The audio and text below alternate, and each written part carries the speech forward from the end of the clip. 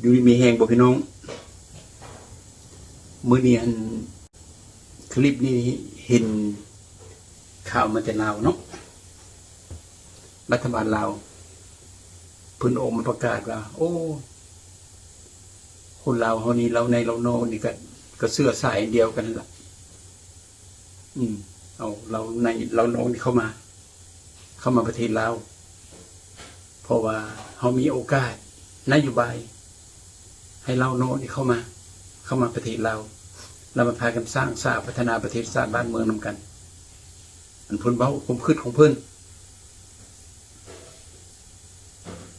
ดีเด้อบ่ได้ไปโตมาเถียงดอกความคิดประเสริฐความคิดดีที่สุดเห็นดีเนาะแต่มีคำถามให้รัฐบาลพวกเจ้าเตรียมพร้อมระบบที่อยากให้เสื้อศาสตร์ลาวสัญชาติต่างประเทศนี้เข้าไปประเทศลาวแล้วไปสร้างไปสาประเทศลาวสวยกันพวกเจ้าเตรียมพร้อมระบบขั้นบุเตรียมพร้อมมันอย่าฟ้าวอื่นให้พากันเตรียมซะก่อน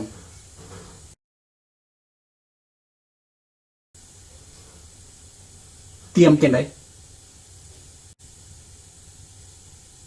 1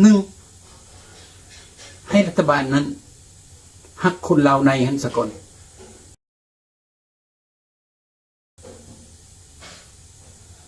ฮักพี่ฮักน้องฮักบ้านไกลเฮือนไกลบ้านนอกขอกเขมรชนบทให้ฮักแพงนับถือเพิ่นนั่นหมายถึงว่ารัฐบาลบ่อยากให้ลิ้นเส้นลิ้นสายบ่อยากให้กดขี่ข่มเหงเพิ่นแต่ละคนอยู่ภายในประเทศนั้นให้มีสิทธิ์มีเสียงแบบประชาธิปไตยเขาเฮ็ดนี่ให้ประเทศเราเป็นเอกราชสำหรับพวกเราโนบ่ต้องมาเว้าคนซะก่อนบ่ต้องเว้านั่นซะก่อนให้เบิ่งภายในประเทศซะก่อนให้ลูกหลานของคนลาวนั้นมีสิทธิ์มีเสียงสำกับลูกหลานของพรรครัฐมีกฎหมายปกป้องประชาชนลาวภายในประเทศแต่ละคนนับตั้งแต่ประธานประเทศลงมาถึงตูสีตูสาให้มีสิทธิ์มีเสียงซ้ำกันสะก่อนแล้วจะมาหาพวกเขาปัจจุบันพวกเจ้าอยู่ภายในประเทศยังบึงกันบ่ได้แล้วยังเอารัดเอาเปรียบกันแล้วยังคินฆ่ากันจับกันผู้ใดปากขึ้นเว้าขึ้นที่บทสอดคล้องกับพรรคและรัฐก็ยังจับเขาแล้วแสดงว่าพวกเจ้ามุดทุกคนรัฐบาลนั่นน่ะ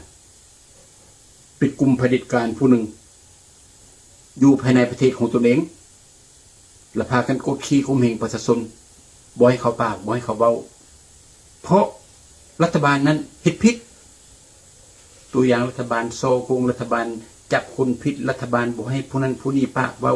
รัฐบาลกดขี่ข่มเหงประชาชนทางกรุงและทางอ้อมให้ไปขุดไปสร้างถนนหนทางโรงทำโรงเรียนโรงหมอตัวอย่าง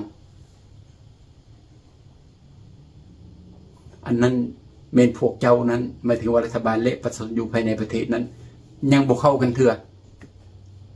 รัฐบาลบ่ฮู้จักสิทธิของประชาชนเถื่อแสดงว่าพวกเจ้าบ่ทันได้เตรียมพร้อมที่จะรับเอาคนลาวนอกนี้ไปสร้างสาพัฒนาประเทศชาติบ้านเมืองอยู่ภายในประเทศพวกเจ้าบ่ทันเตรียมพร้อมเพราะฉะนั้นให้เปลี่ยนนโยบายของพวกเจ้าซะก่อนให้เบิ่งให้แยงให้ฮักเพลงนับถือประชาชนลาวอยู่ภายในประเทศนั้นอย่าเอาคนต่างชาติเข้ามายึดดินยึดดอนของข้าเจ้าอย่าเอาคนต่างชาติเข้ามาในประเทศ แล้วมาญาติเวียกญาติการของประชาชนอย่าเอาผิดเอาถือกับประชาชนของตนเองอย่ากดขี่ข่มเหงเขาให้ประชาชนนั้นมีสิทธิ์มีเสียงซ้ำกับบาประชาชนลาวหมดประเทศเป็นเจ้าของประเทศรัฐบาลต้องถือเลือกตั้งมาจากประชาชนหมายถึงว่าประชาชนต้องมีสิทธิ์เลือกเอาผู้นำของเพิ่นมักทานใดหลายเพิ่นเลือกเอาถ้าพวกเจ้าเฮ็ดแนวนี้บ่ได้เราบ่ต้องอื่นมาดอกอื่นไปมันก็ทุกข์คือเก่าพวกเฮานี่หอบเงินโกดเงินล้านไปประเทศลาวนะก็สิเก่งคือเก่าเพราะนโยบายของพวกเจ้านั้นบ่สร้างสาพัฒนาประเทศชาติบ้านเมืองพวกเจ้านั้นอ่านอยู่อ่านกินสุดได้ว่าขาดโดยโตเอารัดเอาเปรียบคนอื่นถ้าพวกเจ้าเฮ็ดแบบข้าพเจ้าเว้านี้บ่ได้ก็แสดงว่าพวกเจ้าบ่ทันเตรียมพร้อมบ่ต้องอื่นมาก็เสียเงินคนลาวนอกจนก็ไปเกลียดไปสั่งกันจนก็ไปเอารัดเอาเปรียบกันไปทุกข์ไปยากมาผู้ตายก็สิมีมันบ่ดีเมื่อใดพวกเจ้าตื่นขึ้นเมื่อใดพวกเจ้ารัฐบาลลาวนะให้ประชาชนทั่วประเทศมีสิทธิ์มีเสียงมีอำนาจทุกสิ่งทุกอย่างต้องมีประชาธิปไตยหมายถึงว่าสุดตั้งแต่ประชาชนลาวนั้นสิเลือกผู้นำของเพิ่นการนำของเพิ่นมักประชาธิปไตยก็ให้เพิ่นเลือกเอาเพิ่นมักคอมมิวนิสต์ก็ให้เพิ่นเลือกเอาเพิ่นมักจังใดก็ให้ประชาชนเป็นเจ้าของประเทศเราจังพากันเอิ้นมาเด้อปัจจุบันนี้พวกเจ้าลินพรรคลินพวกเจ้ามีพรรคเดียวบุติบุสมกันรัฐบาลลาวนะผู้ใดเฮ็ดถึกหมดชั่วก็ดีดีก็แห่งดียกกันโยกันตีนสร้างเหยียบปากนกตนเองหังตนเองมีสิทธิ์ตนเองมีเสียงแล้วพวกเจ้าพากันดีใจและสิเอิ้นพวกเรานอกนี้ไปเป็นขี้ข้ามาใส่แบบประชาชนอยู่ภายในประเทศลาวนั้นข้าพเจ้าคิดว่ามันบ่ทันถึงเวลาเถื่อเฮาเว้ากันงามๆบ่ทันถึงเวลาเถื่อเพราะพวกเจ้าบ่ทันเตรียมพร้อมเถื่อ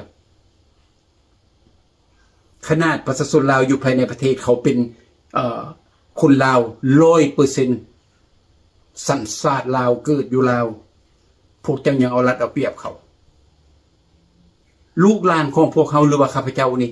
คนลาวนอกนี่ออกจากประเทศมาได้ 4-50 ปีแล้วมันก็เป็นมักเพชรของเกณฑ์ตาแล้วบ่เข้าไปหาประเทศลาวนะเข้าไปกับพวกเฮาก็สิปากบ่ได้ติสมบ่ได้เฮ็ดหยังก็ได้โดยสมเสยรัฐบาลเฮ็ดถูกแม่นละ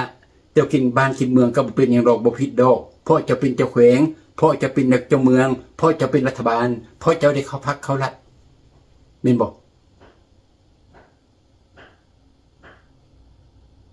มีความถูกต้องบ่บัดนี้บ่มีความยุติธรรมบ่โอ้ยแห่งไกลมีสิทธิมนุษย์บ่โอ้ยพวกเจ้ายังบ่เข้าใจสิทธิมนุษย์ไปว่าหยังแล้วมีตั้งแต่อยากมายั่วมาออยเอาคนลาวนี้ลาวนอกนี้เข้าไปเอารัดเอาเปรียบมันบ่ได้มันบ่ดีเป็นหยังชาติลาวจังว่าทุกอย่างเพราะมันเป็นระบบคอมมิวนิสต์สังคมนิยมเนี่ยระบบขี้ทุกข์เบิ่งกุยบ้าไหมหมู่เพื่อนพวกเจ้านั้นเป็นมาได้ 4-50 ปีละ60 ปีละอันอยู่ไสดีตัวหมู่บ่มีข้าพเจ้าบ่ได้สั่งกุยบ้าแต่ยกตัวอย่างมาให้คนลาวเบิ่งข่าวซื่อๆอยู่ในประเทศพวกเจ้ายังบ่ให้ประชาชนข่าวแล้วบีบบังคับให้ประชาชนฟังแต่ข่าวรัฐบาลตัวเนาะนั้นหมดเท่านั้น คนต่างชาติตาย5 คน 6 คนกินเหล้าอยู่วังเวียงประชาชนลาวบ่ฮู้ได้มาเบิ่งข่าวอยู่ต่างประเทศพี่อันนั้นว่าความเที่ยงธรรมอันนั้นว่าความถูกต้อง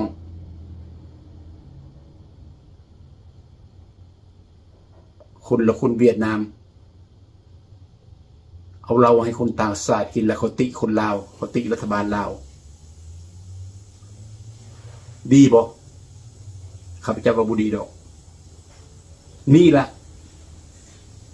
พวกเจ้าเฮ็ดผิดพลาดอยู่ในประเทศนะอันว่าข้าพเจ้าว่าพวกเจ้าบ่ทันได้เตรียมพร้อมต้อนรับคนลาวเถื่อนะเพราะคนลาวนอกนี้เขาเป็นคนประชาธิปไตยหมายถึงว่าพวกเขาจะติชมรัฐบาลถ้าผู้ใดโกงชาติแล้วพวกเขาเว้าเจ้าเมืองโกงชาติเอานี้เจ้าแขวงโกงชาติเอาทิ่มนายกบุรีเอาผู้อื่นพวกเขาเป็นคนนั้นและมนุษย์มักนั้นบ่มักรัฐบาลที่มากดขี่ข่มเหงชีวิตของมนุษย์บ่ว่าแต่เรานอกบ่ว่าแต่เราในมนุษย์หมดโลกนี่พวกเขาบ่มักดังนั้นรัฐบาลลาวความคิดความเห็นถูกต้องเด้อประเสริฐอยากให้คนลาวเข้ากันแล้วพากันจับมือถือแขนกันสร้างสาพัฒนาประเทศลาวนะถูกต้องแล้วบ่มีผู้ใดอยากให้ลาวทุกดอกเดี๋ยวสู้อาศัยคนจีนคนเวียดนะว่าเขามาพาสร้างภาษานะเชิญพวกเจ้าโลดจำพวกนี้เขานิสัยบุรีอยู่แล้วเขามักเอารัดเอาเปรียบหมู่เบิ่งอยู่ภายในประเทศหั่นเบิ่งคนจีนเป็นจังได๋หั่นอยู่เมืองหลวงพระบางนั่นครูบาไปตักบาตรไปสิเหยียบบนครูบาทุ่มน้ำลายคายขี้มูกนี่ใส่เสียงบ่มีผู้ใดดอกฮักลาวซ้ำกับลาวฮักลาวสิ่งที่ข้าพเจ้าอยากเว้านี่นะพวกเจ้าเว้าถูกแต่พวกเจ้าบ่เฮ็ดถ้าว่ามีประชาธิปไตยเรียบร้อยแล้วประกาศให้มีการเมืองหลายพรรคหลายพวกแล้วพากันลงไปหาประชาชนให้ประชาชนนี้เลือกเอามักพรรคใดหลายคนนำพาชาติเพราะชาตินี้มันเป็นของหมดทุกคนมันบ่แม่นของพรรคนั้นบ่แม่นของกลุ่มนี้มันบ่แม่นของนามสกุลนั้นมันบ่แม่นมันแม่นของประชาชนลาวหมดทุกคน7 ล้านคนแล้วให้ประชาชนเลือกเพิ่นมักเอาพรรคใดหลังจากประชาชนเลือกเอาแบบข้าพเจ้าเว้านี่แล้วจากอื่นคนลาวนอกนี่นะแล้วคนดีนะบ่จำเป็นสิมาอื่นดอกเพราะพวกเฮาลาวนอกนี้ฮักชาติลาวพวกเฮาฮักพวกเฮาเห็นสัตว์ทุกอย่างพวกเฮาก็เสียใจพวกเขาเห็นรัฐบาลกดขี่ข่มเหงประชาชนพวกเขาก็เสียใจโดยเฉพาะเห็นคนจีนคนเวียดคนต่างชาติเข้าไปลาวไปเอารัดเอาเปรียบประชาชนลาวพวกเขาแห้งเสียใจนับตั้งแต่ขี้ทรายเม็ดนึงบ่เว้าซะคำบ่เงินต้นไม้นะบ่เว้าขี้ทรายเม็ดนึงต้นมะขามใบมะขามใบนึงพวกเขาก็บ่อยากให้คนต่างชาตินี่ไปเอาของคนลาวเพราะพวกเขาเป็นคนรักชาติดังนั้นให้เตรียมกันอยู่ภายในประเทศซะก่อนให้รัฐบาลลาวนี้เอาสิทธิ์เอาเสียงคืนให้ประชาชนตนเองเฮ็ดบ่ได้แล้วก็ยอมเซาบอกว่าพวกเฮานี่พรรคประชาชนปฏิบัติลาวพวกเฮาแม่นเฮ็ดเพื่อชาติเฮ็ดเพื่อประชาชนขอมุกขอบใจนำประชาชนที่เอาโอกาสให้พวกเฮา48-49 ปีนำพาชาติและชาติก็ยังล่มจมอยู่ดังนั้นพวกเฮาจะเซาพวกเฮาจะยุบให้พวกประชาชนลาวนี้เราในเรานอกนี่มาเข้ากันแต่งตั้งการเมืองขึ้นและให้ประชาชนเป็นผู้เลือกเอาเด้อสำหรับพรรคเขานี่ขอยุบอันนี้ถูกต้องคนลาวเฮาไปข้าพเจ้ากสิระดมซอยผู้ใดมีความรู้ผู้ใดมีความสามารถเพื่ออยากฟื้นฟูประเทศลาวบ่อยากให้ชาติอ้อมแอมนั้นเบิ่งเฮาต่ำคนลาวหมดทุกคนนี่นะต่ำถ้าพวกเขาเอาคนฉลาดอ่านหูคนมีศีลมีธรรมไปนำพาชาติเขาจากปี3-4 ปี5 ปีหูปันตะเวนเพราะประชาชนสิดีใจเพราะระบอบประชาธิปไตย ประชาชนมีสิทธิ์ประชาชนมีเสียงเจ้าเมืองเจ้าแขวงทานประธานประเทศบุรีเขาไล่ออกหนีได้เขาไล่หนีได้ประชาชนดีใจตูนี้ตูความผิดพลาดปัจจุบันเป็นในศาสตร์ลมจุมเลยเห็นให้พวกเจ้าไม่ถึงรัฐบาลลาวนะบิงเต้นห้องขอไปทั่วที่สร้างสิตายสาวเครือเสือสิตายห้องให้มันเป็นควบเพิ่นว่าปัจจุบันพวกเจ้าเสียหมดแล้วขึ้นกระบอกออกซุ่มประเทศใดก็บ่ได้ยืมมูตลอดยืมมูอีกขอทานนำเขายังบ่แล้วยังยืมอีกกระหมดคือเก่าเงินหันยังติดนี้ติดสินมูขึ้นไปโยนตนเองเฮ็ดบ่ได้แล้วจึงมาขอเอาน้ำอ้อยมาโศกยอดใส่คนลาวโนกนี้ให้คืนประเทศตัวนี้มันบ่ถือสิ่งที่ถูกต้องนั้นข้าพเจ้าเว้าคืนใหม่ให้เปลี่ยนระบบให้เอาอำนาจคืนกับประชาชนเด้อแล้ว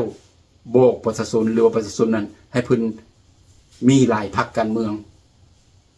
แล้วจะมาแข่งมาขันกันแล้วให้ประชาชนเป็นผู้เลือกหลังจากเพิ่นเลือกเรียบร้อยแล้วเป็นประชาธิปไตยแล้วจึงมาเอิ้นเอาลาวนอกข้าพเจ้าก็สิประกาศซอยเงินกีบ1 บาทข้าพเจ้าก็จะไปสร้างสาประเทศชาติบ้านเมืองเพราะข้าพเจ้าก็สายเลือดเดียวกันกับพวกเจ้าข้าพเจ้าบริสังข้าพเจ้าฮักคนลาวข้าพเจ้านับถือคนลาวแต่คนลาวต้องมีความยุติธรรมคนลาวต้องมีความถูกต้องคนลาวต้องเป็นคนลาวฮักชาติคนลาวไปฮักชาติอื่นข้าพเจ้าบ่มักลาวต้องฮักลาวขอขอบใจหลายพบกันใหม่ในโอกาสหน้าพี่น้องสบายดีท่านผู้ชม